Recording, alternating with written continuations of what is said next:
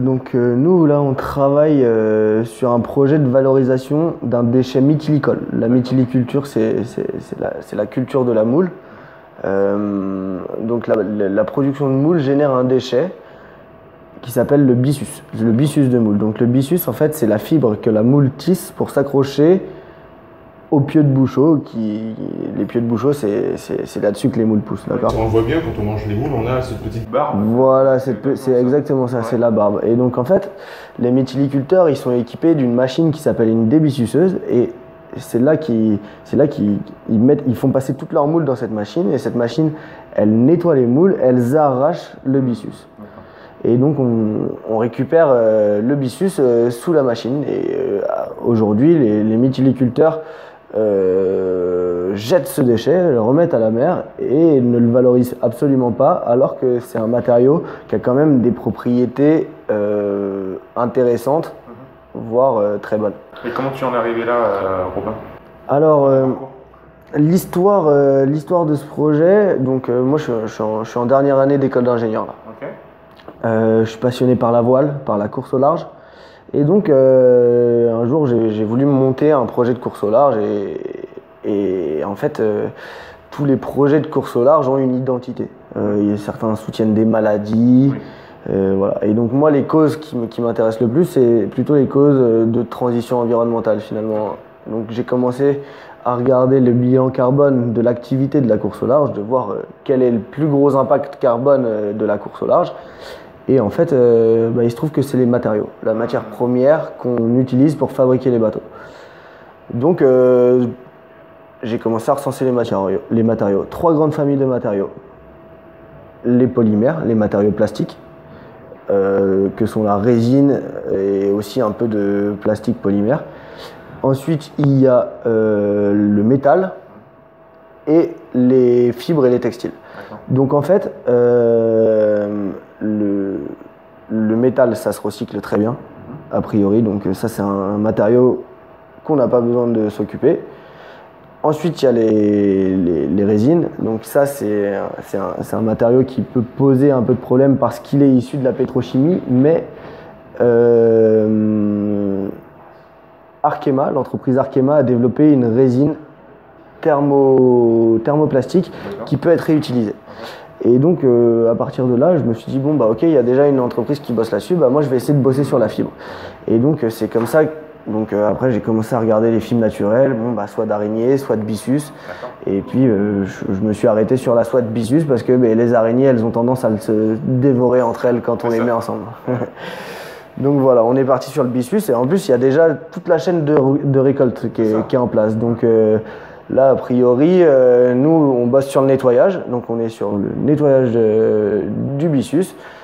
Pour le moment, c'est un nettoyage qui est assez manuel, etc. Mais on commence à développer des technologies de nettoyage, en tout cas des process de nettoyage.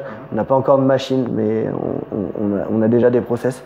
Donc pour le moment, on fait à la main. Ça va nous permettre de faire les premiers prototypes de fils et de filets. Donc l'idée, en fait, c'est que les moules, elles poussent sur les pieux de bouchot, et on pose un filet autour de ces pieux de bouchot pour protéger les moules, pour les empêcher de tomber.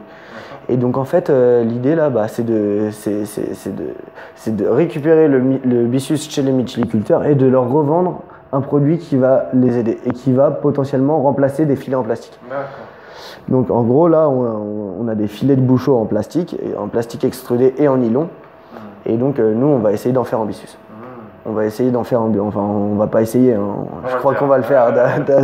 D'après Gunther Pauli, c'est prohibé de dire essayer. C'est sûr. C'est un projet qui est vraiment magnifique, et puis on voit bien que c'est vraiment c'est un cercle, encore une fois. Donc le producteur, il utilisait finalement sans le savoir, et sous lui, il avait ce qu'il considérait comme un déchet. Exactement. Et en fait, il peut le réutiliser dans sa propre activité.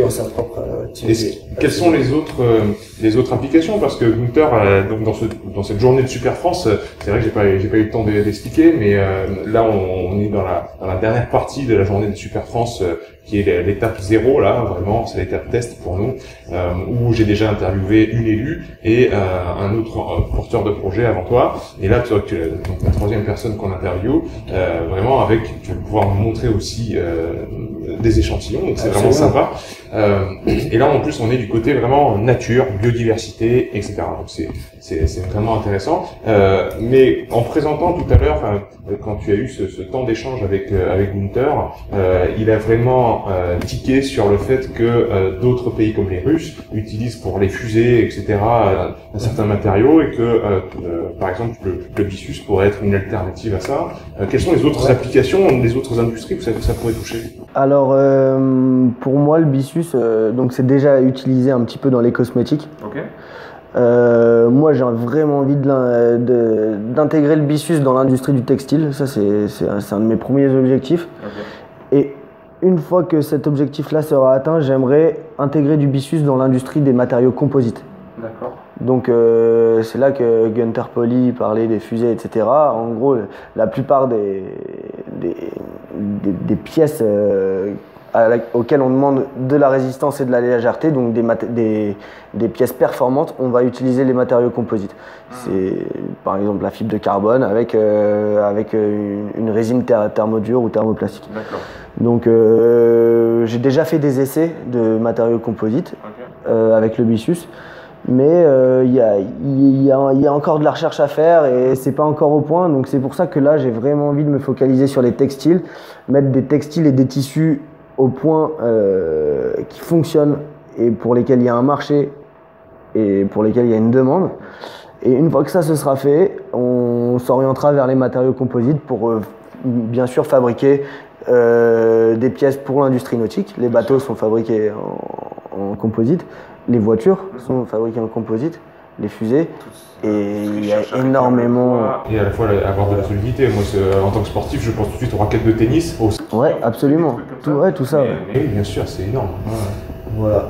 D'accord, donc le textile, number one. Le textile, alors, donc en gros, là l'idée c'est de... Donc on a pensé au premier produit qui est le filet de Bouchot parce que ça c'est vraiment de l'économie bleue, c'est vraiment de l'économie circulaire. Donc c'est pour ça qu'on s'oriente vers ce premier produit. Après, c'est peut-être pas le plus rentable. Économiquement parlant, c'est peut-être pas le plus rentable. Mais on s'orientera vers d'autres produits une fois qu'on aura démontré que celui-ci peut marcher. Et oui, bien sûr que le byssus n'est pas un déchet. C'est pas un déchet. Il peut déjà servir au premier acteur qui est face à lui, c'est-à-dire le producteur, le moule. Et puis après, toucher d'une manière circulaire les autres industries et tous les acteurs pour qu'ils soient tous épanouis. C'est super démarche. Ouais. C'est ça. L'ambition, c'est d'être vraiment... L'ambition et moi, ce qui m'anime, hein, ce qui m'a lancé sur ce projet, c'est ma passion pour la course au large. Ouais. Mais ce qui m'anime et ce qui me donne envie d'aller vers l'entrepreneuriat, c'est la transition environnementale. J'aimerais vraiment être un acteur de la transition environnementale. Et le seul moyen pour être un acteur de la transition environnementale, pour avoir du poids, bah c'est l'entrepreneuriat. Oui, bien sûr, et c'est cette philosophie de l'économie bleue. Exactement. Bien sûr. Tu as quel âge? J'ai 26 ans. Super. Cette année. Ah bah, ça va inspirer des jeunes, c'est sûr. J'espère. Ouais, c'est clair. J'espère. C'est super, avec des belles idées. Alors, est-ce que tu peux nous montrer ce que tu nous as apporté comme échantillon? Donc ça c'est les premiers échantillons, le premier test laboratoire que j'ai fait dans le cadre d'un stage d'initiation à la recherche en école d'ingénieur. Donc on reconnaît bien la barbe. Voilà, là on reconnaît la barbe de la moule. Donc c'est de la matière première brute nettoyée.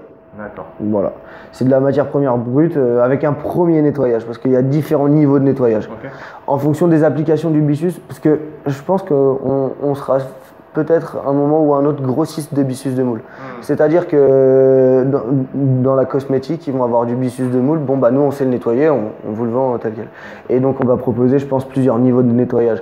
Un niveau de nettoyage impeccable qui va permettre de faire de l'industrie du textile et un niveau de nettoyage un petit peu amoindri pour faire d'autres produits. Typiquement, les cosmétiques, il n'y a pas besoin d'avoir peut-être un byssus nickel. Il peut rester des petits bouts de coquille, etc. à l'intérieur. Donc, voilà la matière première. On parle de ça. Dans un second temps, on fait un non tissé.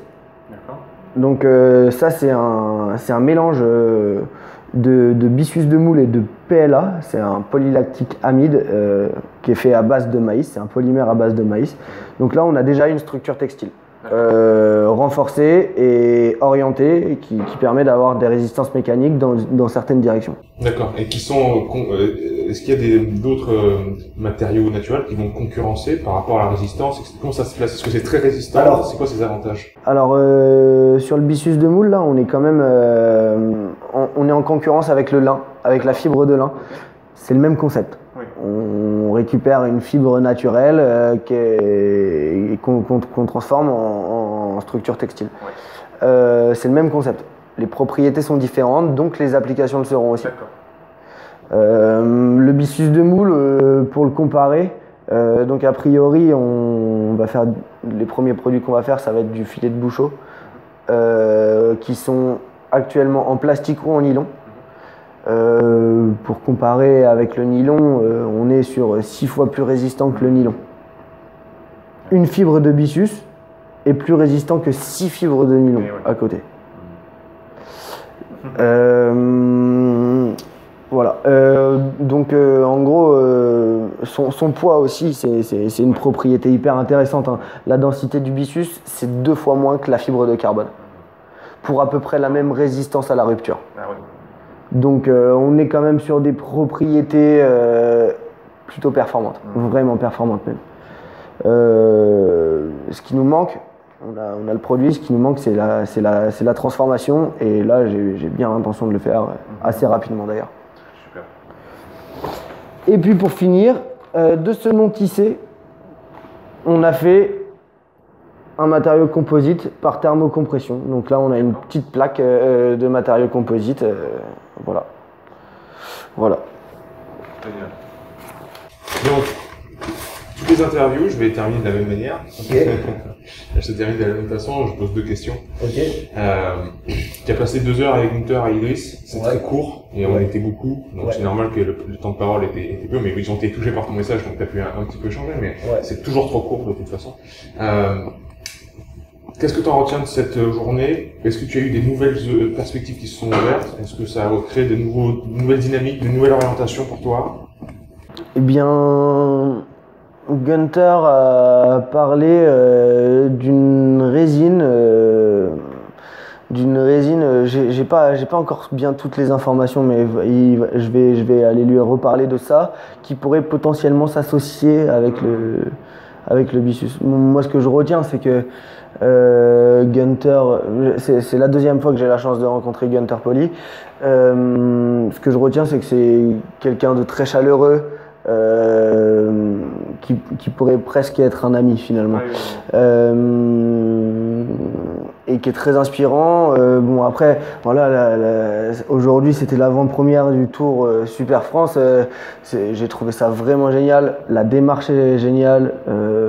L'inspiration que ça va donner aux jeunes Français de mon âge, voire plus jeunes qui sont encore en études ou même plus vieux, je trouve ça vraiment génial. Ça donne une dynamique, et je pense que si tout le monde y mettait un peu du sien, eh bien, je pense qu'on pourrait aller vers un monde sans déchets, ouais.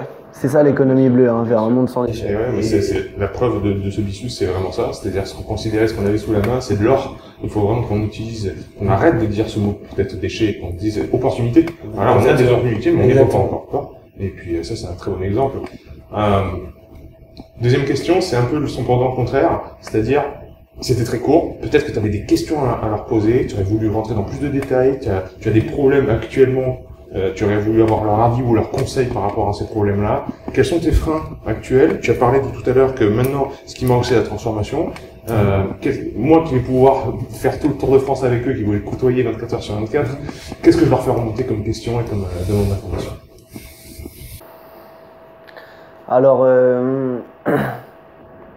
moi, c'est pas quelque chose qui me manque, parce que je commence déjà à avoir les infos grâce à mon cursus d'étudiant entrepreneur. Oui. Mais en gros, moi, ce qui m'a dit, ok Robin, lance-toi dans l'entrepreneuriat, c'est que je me suis rendu compte qu'en fait, il y avait énormément d'aides pour les projets innovants comme ça. Des aides financières, des accompagnements d'un point de vue théorique, des accompagnements en compétences. Des organisations sont prêtes à vous fournir des compétences, apprendre les business models. Enfin, il y a tout un tas d'accompagnements qui permettent de se lancer dans l'entrepreneuriat. Mais tu le savais pas. C'est le manque d'information. Je le savais pas. J'ai pu le savoir parce que j'étais dans une école, dans un cursus ingénieur, et que je me suis inscrit en étudiant entrepreneur. Les gens qui sont juste dans mon école d'ingénieur, ils n'ont pas les informations. Il faut s'inscrire dans un truc étudiant entrepreneur. Et donc à partir de là, j'ai eu les informations. Et donc là, on a déjà gagné un premier concours. On a gagné 7 000 €. Donc c'est hyper valorisant, c'est hyper motivant, ça donne envie de continuer. Et derrière, de fil en aiguille, on va trouver le business model qui fonctionne et on va, je pense, réussir à créer une société qui se passe. Enfin voilà. Ouais. Après, les questions vraiment que j'aurais eu envie de leur poser, en fait, pour moi, Gunter et Idriss, c'est des gens qui sont très inspirants. J'ai envie de dire, les questions, je peux les poser à plein d'autres gens. Je peux les poser à plein d'autres gens. Idriss Aberkan, ils sont sur le devant de la scène. Ils sont là pour déranger les gens, comme Gunter. Voilà, c'est ça. Et je dois avouer que le projet du Bicus, il m'a quand même été un petit peu inspiré par des vidéos d'Idriss Aberkan que j'ai regardées. Peut-être ce que j'aurais aimé, c'est avoir un petit moment privilégié avec. Moi, je l'ai déjà eu avec Gunter Poly. J'aurais bien aimé avoir un petit moment privilégié avec Idriss Aberkan pour qu'il me dise ce qu'il en pense. S'il pense que le modèle est bon, et voilà. Bon, après, toutes les questions vraiment techniques que je pourrais me poser, c'est pas à ces personnes-là que je vais aller les poser.